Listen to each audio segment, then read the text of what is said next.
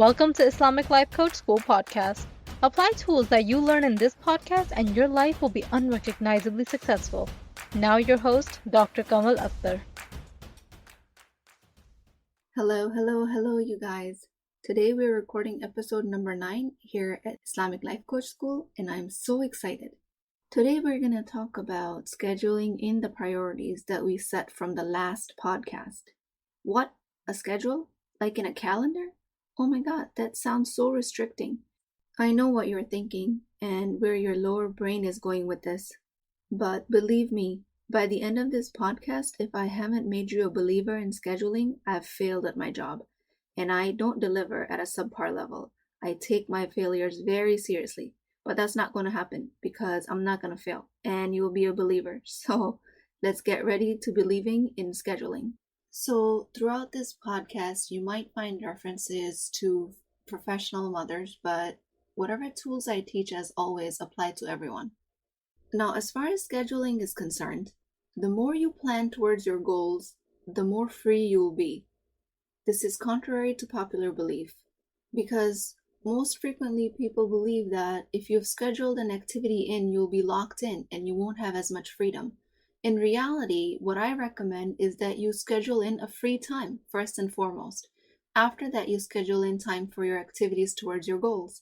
That way, you'll be able to enjoy your free time without guilt. Yes, that guilt, that ever-present feeling that all of us have. You won't have that anymore. The lower brain screams bloody murder when you tell it to schedule the activities, when you tell it to follow a calendar, because it loves freedom and spontaneity. And it tells you don't fall for this trap. But if we've learned anything from our previous podcasts, it is that lower brain thoughts do not serve us 99.99% of the time. It is the prefrontal brain or higher brain thoughts that serve us. Now let's say you scheduled in a workout at 12 p.m. around your lunch break, and at the last minute you feel lazy and you want to skip this activity. Let me tell you that this is coming from the lower brain.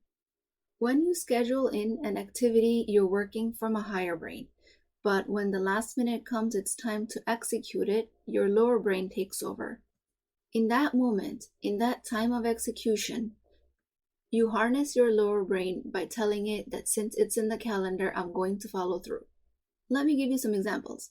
Now, can you imagine you have a meeting at 8 a.m. with your boss and you tell him that you decided to sleep in instead and decided not to meet with him? I mean, you can't expect to have a job after that. Well, maybe you can expect to have a job after that, but you certainly won't have one. In this case, since you're not keeping your commitment with your boss, you're treating him as a second-class citizen, meaning you're not respecting his authority, his experience, and you're not honoring his time. Now imagine you're doing the same exact thing to yourself when you don't follow through to your commitment at the last minute. You won't do it to your boss, then why do you do it to yourself? You're essentially treating yourself as a second-class citizen. The Google defines second-class citizens as a person who is systematically discriminated against within a state or other political jurisdiction, despite the normal status as a citizen or legal resident there. Discrimination. You are essentially discriminating against your higher brain. Wow. I bet you never thought about it like that. Do yourself a favor and don't discriminate against yourself. Granted, you're not going to get fired for not showing up for workout during your lunch break. I mean, most commitments that we break to ourselves do not have any immediate negative consequences, which is why our lower brain gets away with it unsupervised. It runs around uncontrolled like a wild animal. But ask yourself this. How is it that you feel when you don't show up for your own commitments? You have guilt, you have drama, you have proven to yourself that you're not made for workouts or any other commitment, and you have perpetuated the cycle of low confidence and self-sabotage. Ask yourself this question genuinely. What results are you getting in your life by not following through to your commitments? So make yourself this promise. Do not treat your higher brain as a second-class citizen. Your higher brain has as much legal status inside your skull as your lower brain. I mean, my medical colleagues are probably shaking their heads around my medical and anatomical explanations, but that's okay. We're going to roll with it.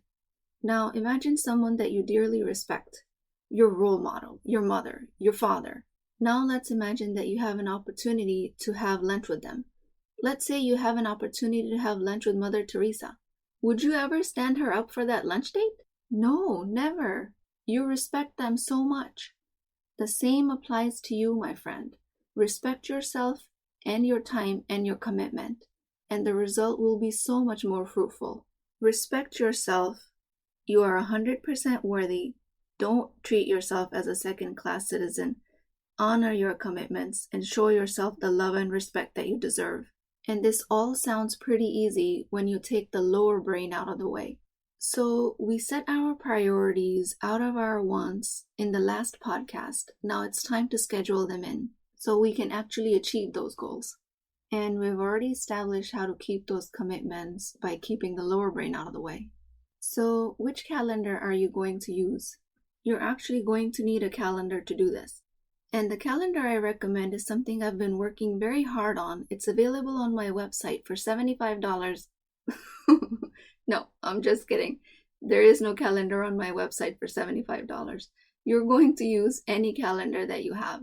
No, seriously, don't go to my website looking for a calendar. It's not there. You can't purchase it.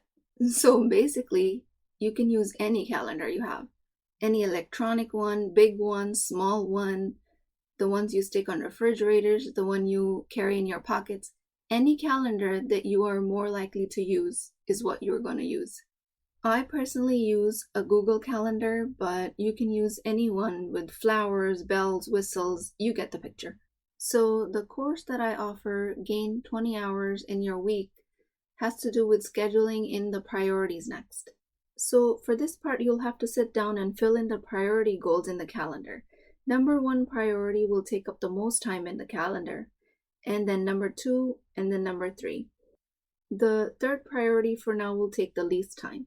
But for the very beginners, I recommend that you only schedule in time for priority number 1, and that's it. Just pick one priority to schedule that in and drop the rest. And I know your lower brain is throwing a conniption, showing you fear about how is it that you can drop the rest of your priorities. But just know that it's doing its job.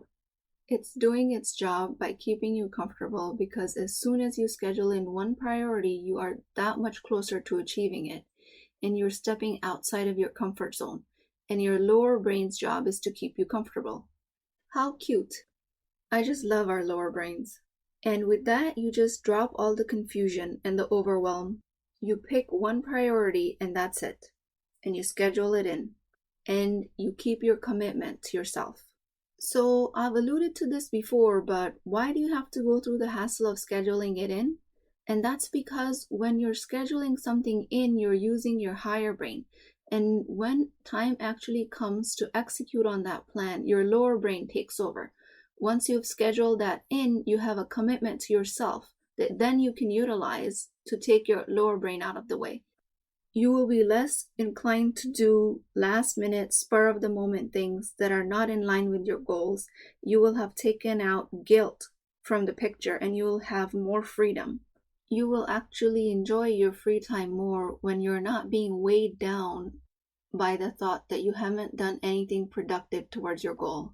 When you've scheduled in the free time, you're not going to worry about charting on patients, returning phone calls, or tomorrow's clinic schedule, or the next day's meetings, or your children's dental appointments, medical appointments. When you have scheduled in the free time, you're going to enjoy yourself. You have scheduled in the rest of the time to worry about the rest of the things. Doesn't that sound so liberating? And believe me, guys, it is liberating. When you get rid of all the mental chatter about everything you have to do by scheduling in time for all of it, you have given yourself the mental peace and tranquility. And that is a beautiful gift to give yourself.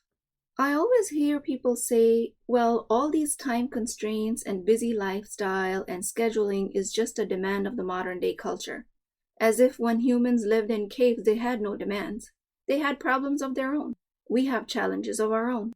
Problem becomes when we propagate these challenges and make them bigger and bigger problems and don't employ our prefrontal cortex for planning and scheduling. That prefrontal cortex, that is my favorite. Such a powerful tool.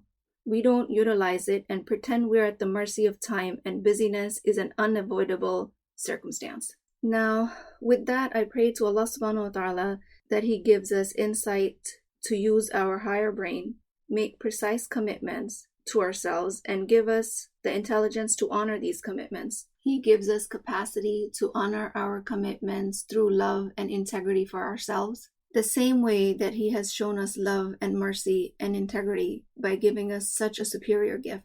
And with that, I will leave you to ponder and think. Until next time. If you're interested in getting coached by me, I'm offering a very affordable opportunity to do that with Wisdom Wednesdays. This is not a course, not a lecture. This is an opportunity for live coaching, real change with Islamic adab and etiquette. You do not need more information. You actually need a space to create change. At $19.99 a month, which is the price of takeout dinner, you as a Muslim woman will create confidence, intimacy, and connection without shame or fear of judgment, because your privacy is my highest priority. So join at www.islamiclifecoachschool.com, resources, Wisdom Wednesdays. I'll see you inside, inshallah.